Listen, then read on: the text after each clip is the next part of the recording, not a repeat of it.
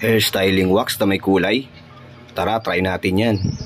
Ito nga pala yung order ko dito sa TikTok. El Howe Hair Color Wax. Ayan. Nakikita niyo yan, kulay gray yung aking na-order. At 30 grams nga pala yung ano niya, size niya. Ito. Sige, try na natin.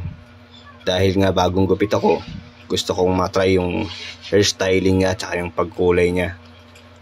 Ayan. Dito nga pala guys, meron ng kulay ang buhok ko na light brown. Bali yung gray, tatry lang natin to. Ayan.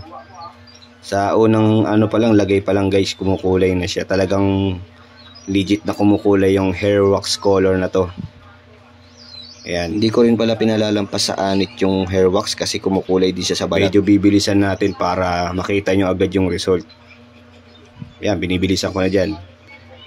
Sa totoo lang nung nakita ko to, parang hindi ako maniwala. Marami na ako nabiling hair wax daw na may kulay pero hindi naman kumulay. Pero ito, kumukulay talaga siya. O, kita nyo, di ba?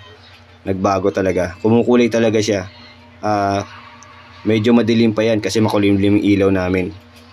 Pero kitang-kita siya sa araw. Medyo maliit siya kaya dalawa ang binili ko. Kaya parang hindi ako mabitin. Ganyan pala nang dumating niya nang umorder ako sa TikTok. Ayan.